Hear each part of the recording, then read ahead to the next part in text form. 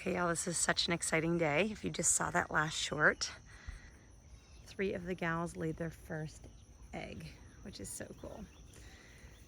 So I'm just gonna give you a quick little glimpse of what is growing in July. It is July 6th in the hoop. Last update, I think, was the end of May. So we've got a lot of catch crops going on right now. So if you're like, wow, there's a lot of holes in a lot of your crops, Chelsea. Yes, I know. But at this point in the year, there's so many pests that I'm leaving, this, what do you call it, red Russian kale up so that the pests eat that rather than my peppers and my tomatoes. So broccoli is, I don't know how it's still going, but these are probably the last bits. These were young broccolis that I put in second round. So this guy's about to head, but as you'll see, he's he's got some pests as well. So we might harvest him early. And but a lot of the nightshades are doing really well. Even the cucumbers. Look at it, just harvested these beautiful heirlooms. Look how pretty those are. Huge tomatoes, probably the biggest one we've ever had. This guy's got a little rot in there, but he will be just fine to eat. Cucumbers are doing really well, kind of snaking through, and it makes just for a really fun treasure hunt that I would show you down here. So see that guy down there, that cucumber. I'm gonna wait. We have a really fun event. It's called Kids and Coffee, and moms, dads, whatever, they bring their kids out and they get to pick and harvest and see where the food comes from. So it's kind of a fun event that we have tomorrow. So there's a lot that is not picked. I'm kind of leaving it for them. We've got some okra that are coming up. I planted them really late. Our first bit of okra did not go. And we've got some late cucumbers. I always like to do a second set of squash so that if the squash borers or the squash bugs come, then I've got a second round. And that basil planted underneath is growing like crazy. This is motherwort. Motherwort flower right here, in case you're wondering what that is. I said a quick tour, but you know me, I always just get to talking. Got some more dino kale that has actually not been found yet. It's starting to get found amidst some nice peppers down here. These are tinier, but they are getting big. And I saw my first purple tomatillo today. Of course, the bugs have gotten it, but here's another one. Another bugs. Not had great success this year with the tomatillos, but if the bees like them and the bugs like them, then by all means, go to town. So I'm gonna walk you back here. There's another pepper. Some of the cabbages are closing and some are being a kind of a catch crop as well. This is purple Brussels sprouts, I believe, and that's a kind of a catch crop, but it is also helping house underneath some nice beautiful peppers. Some of the purple, this is my favorite. I'm so excited to harvest this. I'm gonna harvest tomorrow. I'm gonna harvest our big red cabbage. Look how big that is. That's a big one for us. We probably harvested 4 so far. We probably have another, 30 in here, but they're gonna be pretty small with some of the pests. But they're really starting to close now, so I'm gonna just harvest them all and take them home. All these yummy tomatoes. If you saw my quick short about harvesting tomatoes, as soon as they start to blush, that way you can take them home and let them completely ripen on your counter. Oh, look at this. This is kind of fun. We can do this one together. Look how pretty this squash is. I'm going to take this home, and I'm going to make some zucchini muffins with it for tomorrow. These are really pretty. We've got our first eggplants growing. I don't know how many, look how pretty that is. I don't know how many we'll have because those wonderful flea beetles that just love the eggplant. And in here you'll see lots of little squashes. Still have some second round of kohlrabi that's coming up.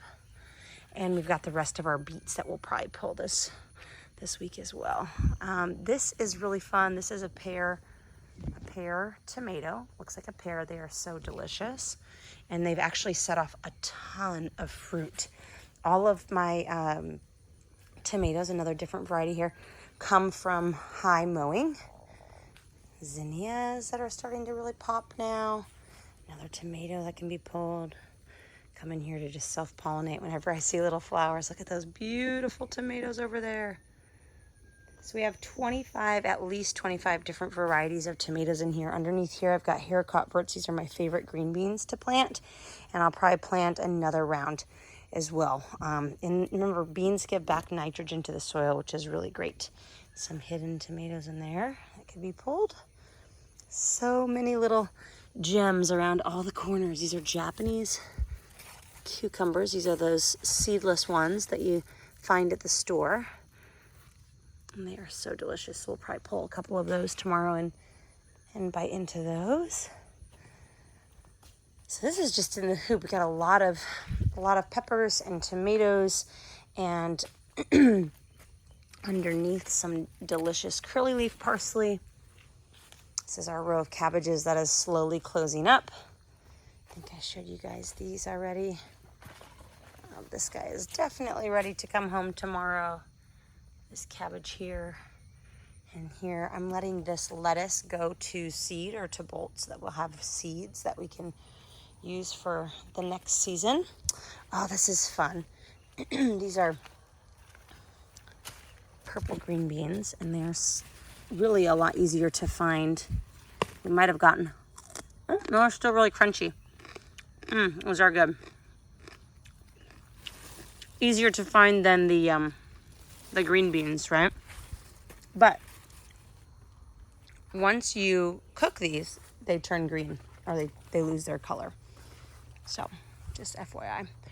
And the kale, which is already up to my bra line. Pretty nuts. Some chard back here. And a couple more varieties of squash. But I have found that some of these plant partners are doing really well. Like I've got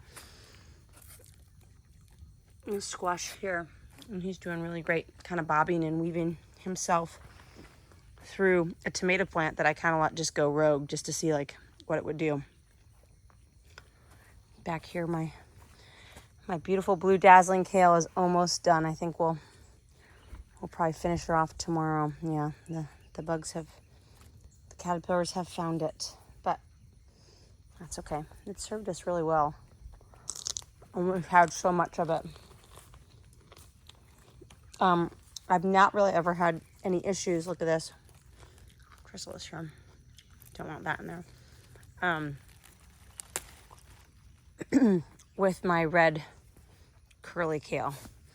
So if you're looking for something that pests don't necessarily like, this might be a good option.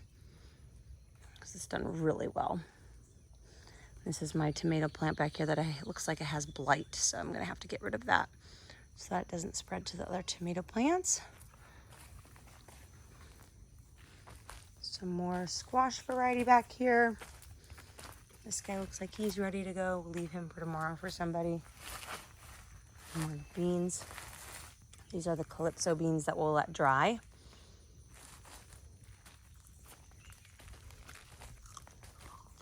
And then I'll take you back here. Look at this guy. Whoa! It's blown up back here. And it's actually kind of dissipated a little bit.